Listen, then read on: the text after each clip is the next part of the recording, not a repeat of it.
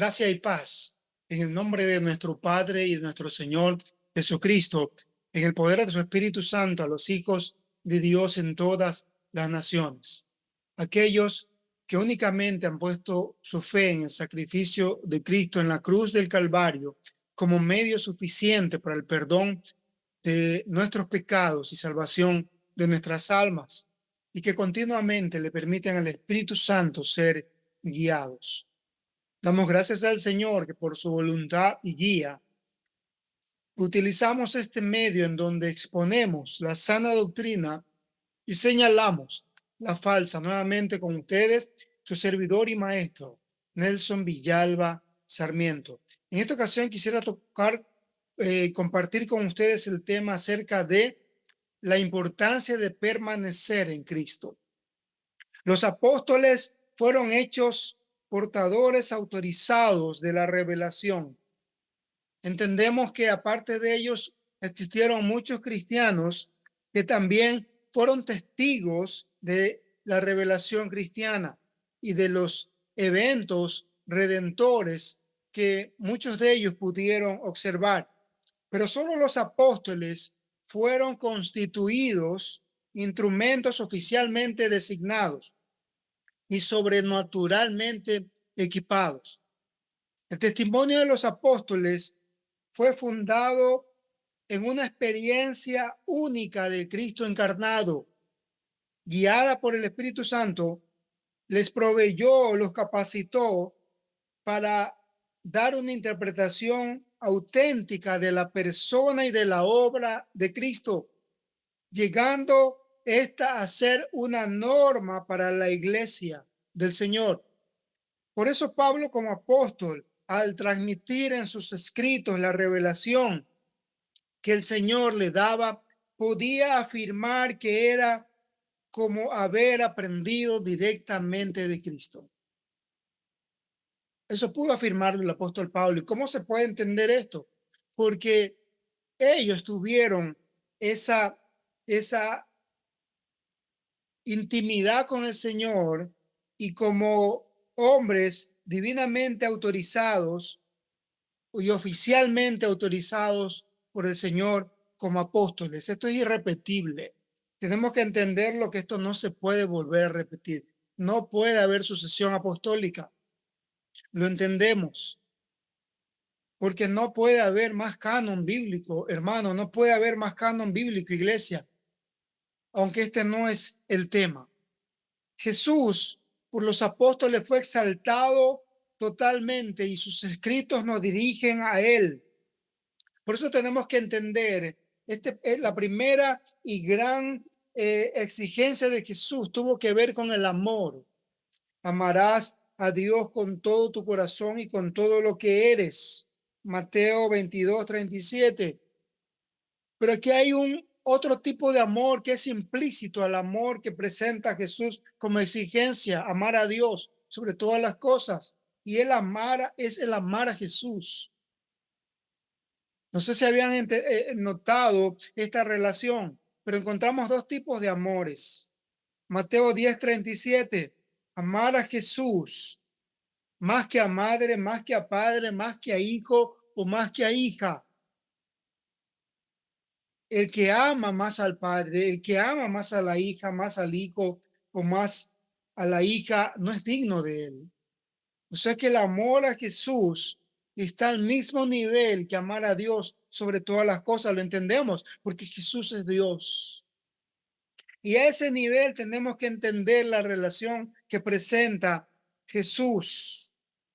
Un nivel superior de amor, dos tipos de amores. ¿Notamos esa relación? No podemos tener ni lo uno ni lo otro. No podemos tener a Dios y a Jesús si no los amamos a los dos. Tenemos a los dos y los amamos a los dos, como debe ser. Tanto amor a Dios y amor a Jesús los vamos a tener realmente en una totalidad. Entendamos esto, ¿no? La prueba de que si alguien ama a Dios es cuando en realidad se ama a Jesús como el Hijo de Dios y Él es el centro, el único centro de nuestra fe. ¿Entendemos eso? Alguien puede decir, si tú amas a Jesús, tú amas a tu Jesús, porque todos amamos al mismo Dios, tú lo amas por medio de Jesús, yo lo amo por medio del profeta, yo lo amo por medio de María. Permíteme decir que no. Solo hay un tipo de amor a Dios y es por medio de Jesús. Por eso le estoy dando la relación que implícitamente está en el amor a Dios sobre todas las cosas. Amar a Jesús sobre todas las cosas también podría decirlo. Si no ubicamos a Jesús en nuestra vida como debe ser, no estamos amando realmente a Dios. No lo estamos amando realmente. Si no le otorgamos a Jesús el lugar supremo como un tesoro mayor en nuestras vidas, no podemos tener a Dios. No podemos decir que estamos amando a Dios. Tenemos que tener muy claro este punto. Debe ser muy claro en nosotros. El apóstol Juan pudo decir lo que vimos con nuestros ojos y oímos con nuestros oídos y nuestras manos palparon. Esto os escribimos. Con esto él pudo dar a entender que fue testigo de vista y oído y a la vez escritor de todas las maravillas de Jesús. Lo pudo decir también en Juan 21:25. Y hay también otras muchas cosas que hizo Jesús que si se escribieran cada una por sí, pienso que ni aún el mundo podrá contener los libros que se habrían de escribir. Los apóstoles fueron testigos del obrar y hablar de Dios en Cristo. El Espíritu Santo les reveló todo lo que quiso conservar y transmitir. Eso quiso hacerlo el Espíritu Santo. Tenemos que tenerlo muy claro al hablar de lo que Jesús quiso hacer. Ahora, tenemos que entender que Jesús nos dio o nos entregó muchas palabras en los evangelios y a través de los apóstoles.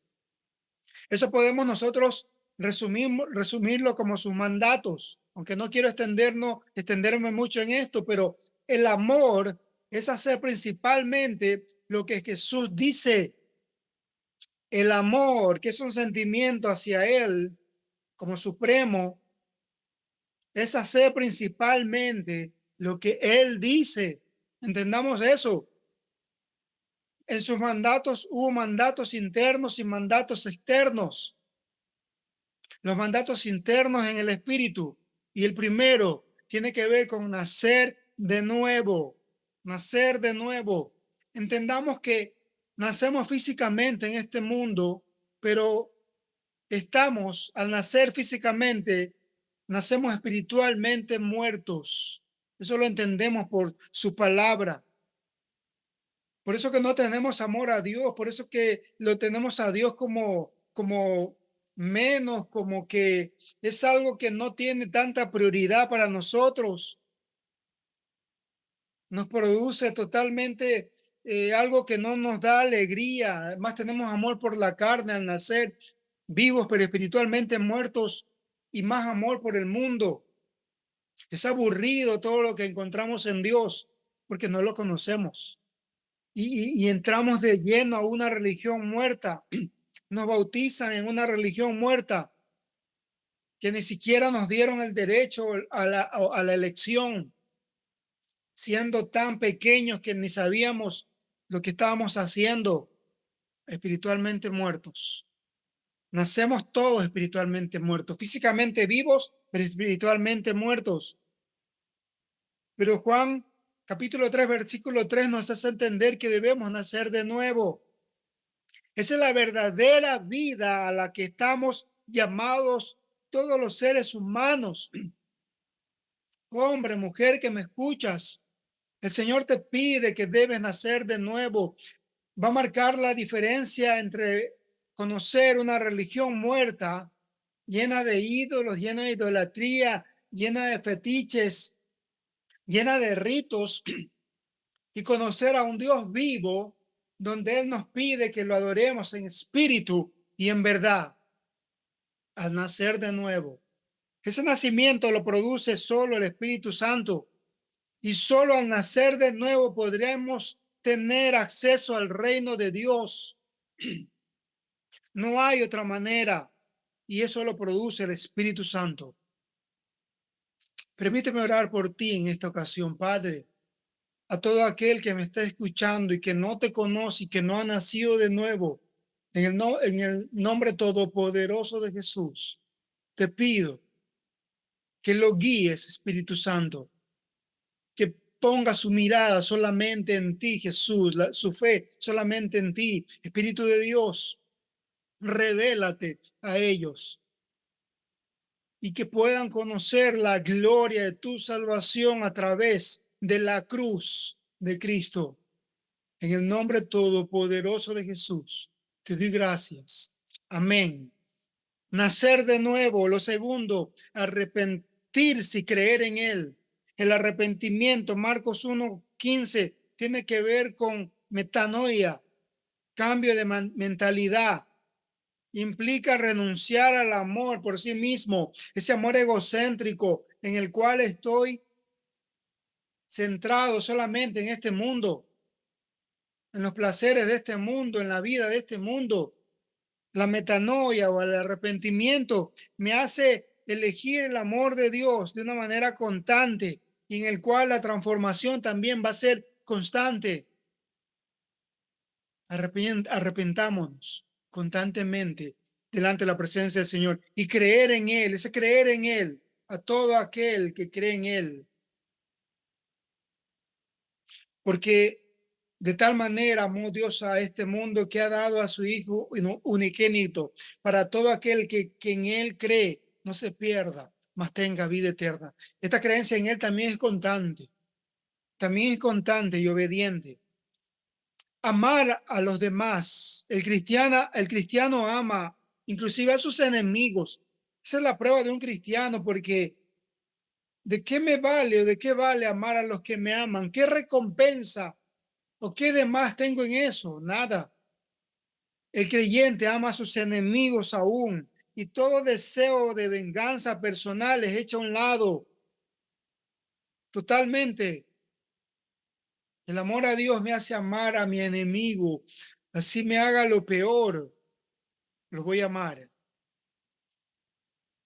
La venganza solamente es del Señor. Mía es la venganza. Dejad la ira, la venganza es mía. Yo pagaré, dice el Señor. Todo aquel que se va en contra de un cristiano, en su odio, en su burla, se va a topar con el muro de la venganza del Señor. Eso está escrito. Eso está escrito. Temer a Dios, no preocuparse, hijos de Dios, sino confiar en Él. Perdonemos a los demás. Esos son los internos. En los externos, reconciliarnos siempre, no divorciarnos de nuestras mujeres. Ojo, no divorciarnos de nuestras mujeres. Ayudar a los necesitados, pero no publicar la ayuda, no hacer pompa de la ayuda. Hablar cuidadosamente. Pagar impuestos al gobierno. Algo que duele. Pagar impuestos al gobierno, pero tenemos que hacerlo. Da al César lo que es del César y a Dios lo que es de Dios. Confesar y dar testimonio de Él, celebrar la cena, hacer discípulos, ser pacificadores y adorarlo a Él, postrarse ante Él. Eso conocemos como los mandatos de Él, pero no quisieran ingresar en lo que generalmente conocemos como doctrina de Cristo, su deidad, su humanidad, su nacimiento virginal, su santidad, su muerte, su resurrección y su segunda venida. Eso lo conocemos, será parte de otro tema. Quiero centrarme en la doctrina de Cristo, basado en los evangelios y en las cartas de Juan. La doctrina de Cristo establece la diferencia entre luz y tinieblas. Dios es luz. Si vivimos bajo su luz, las tinieblas no formarán parte de nuestras vidas. No solamente decir que estamos bien con Dios mientras continuamente vives en la oscuridad. No solamente hablarlo, en su luz, o su luz nos va a conducir a la unidad y al compañerismo dentro de la iglesia. Esa luz nos dirige hacia ello. Dentro de la doctrina de Cristo también lo conoceremos a Él. Un conocimiento íntimo, no un conocimiento ritual, no un conocimiento íntimo. En ese conocimiento guardaremos su palabra, los mandamientos, como acabamos de ver, pero de una manera general. Pero su palabra será para nosotros principal. Debemos andar como Él anduvo.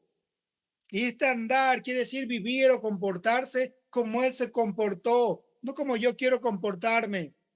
Si te llamas hijo de Dios, si te llamas cristiano, buscarás comportarse como el Señor se comportó, como el Señor vivió. Te pongo ejemplos. Mateo 7:12, Juan 13:15. Si lo conocemos a Él, debemos tratar a los demás como Él nos trató. Qué pena que en este tiempo los que están dique encima liderando iglesias tratan a sus hermanos como menos. Y ojalá quizás lleguen a la medida de tratarlos con amor. Ojalá lleguen a esa medida, pero no lo veo, hermanos. No lo veo. Ojalá lleguen a la medida del amor. La misericordia triunfa sobre el juicio. Pero tratemos a los demás como Él nos trató. También dentro del andar como Él, o vivir o comportarse con Él, Mateo 11:29 dice, tomad mi yugo sobre vosotros. No añade coyunda, solamente dice yugo. ¿Por qué digo coyundas? Porque me recuerdo del profeta Jeremías, cuando el Señor le mandó a hacerse coyundas y yugos y ponérselo en su cuello.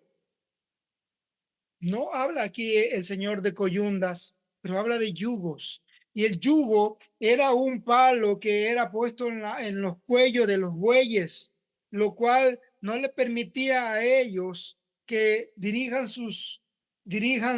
su cuerpo hacia otro lugar, sino solo donde el Señor, la persona que los dirigía los llevaba. Eso implica sometimiento a su voluntad. Solo eso nos va a dar descanso espiritual, hijo de Dios, entendámoslo. Tomar su yugo implica ese palo en nuestro cuello que nos permite o no nos permite dirigirnos hacia otro lado, someternos a su voluntad.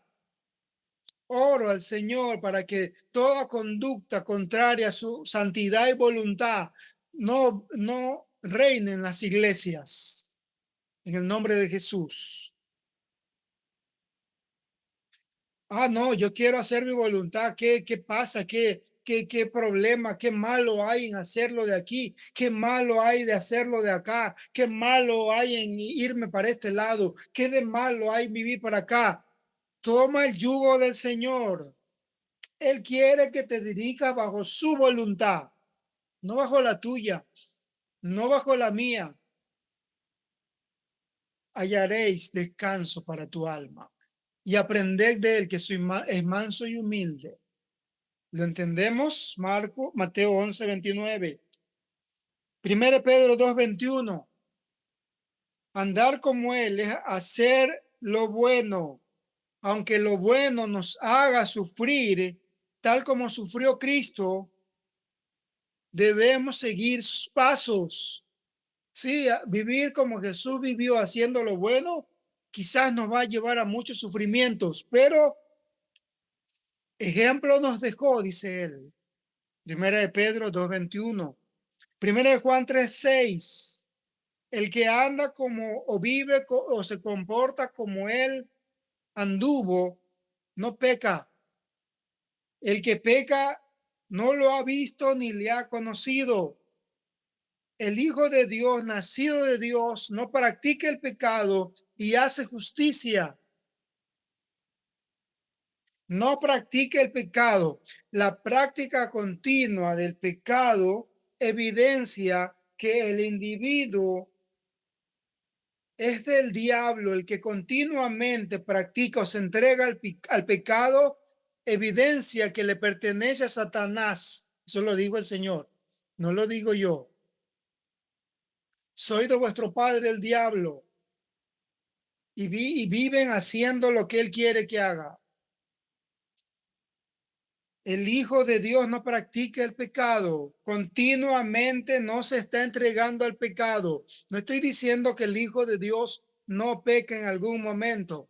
Sí, se peca. Pero él mismo dijo, hijitos míos, si alguno hubiere pecado, abogado tenemos para con el Padre, a Jesucristo, el justo. Si confesamos nuestros pecados, Él es fiel y justo para perdonarnos y limpiarnos de toda maldad. Estaría contradiciendo su palabra si digo que el Hijo de Dios no peca, pero estoy diciendo que el Hijo de Dios no se entrega continuamente al pecado. Es totalmente otra cosa. Estoy siendo claro. Y el Hijo de Dios también hace justicia. El que es nacido de Dios y no practica el pecado también hace justicia. El que no hace justicia no es de Dios. El que no ama a su hermano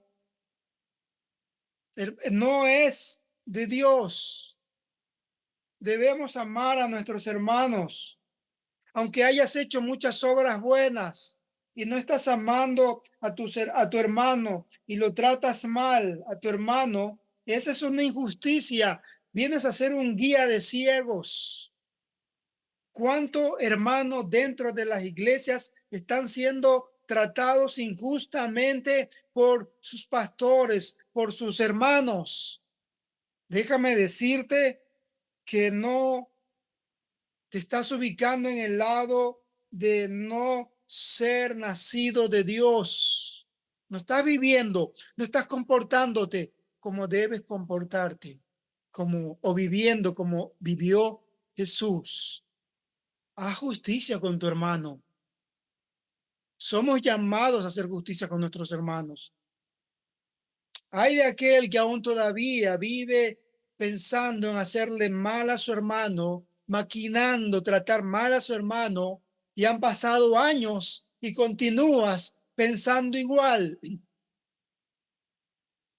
Te vas a topar también con el muro del Señor, porque no solamente la promesa de vengarse del Señor es contra el inconverso, el que no lo conoce, sino que también contra la iglesia o contra el cristiano que se llame cristiano y está tratando mal a sus hijos, a su hermano. Te toparás con ese muro también de juicio. El que conoce a Dios debe andar como él anduvo. Y el que conoce a Dios, 1 Juan 2:15, no ama al mundo. No ama al mundo. El mundo entendemos en este contexto como el aión, no como el cosmos, no como la creación de Dios, sino como un aión de Dios, un periodo de tiempo, un sistema o un siglo en el cual nos estamos viviendo o nos estamos moviendo. El que anda como él anduvo no ama este mundo, no ama este siglo, ni todo lo que se presenta en este siglo.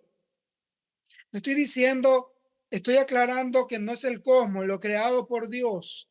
Hay muchas cosas creadas por Dios en este mundo, en el cosmos, que son cosas hermosas, que son cosas bonitas, que hay que disfrutarlas en familia, un paseo, qué sé yo, algo bonito, algo bueno. No estoy hablando de eso.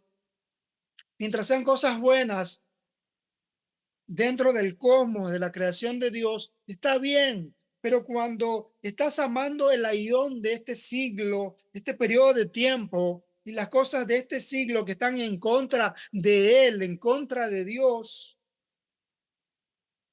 no lo estás conociendo, no estás viviendo como Él vivió, no estás comportándote como Él se comportó. Juan 18:36, Él pudo decir, mi reino no es de este mundo, mi reino no es de aquí.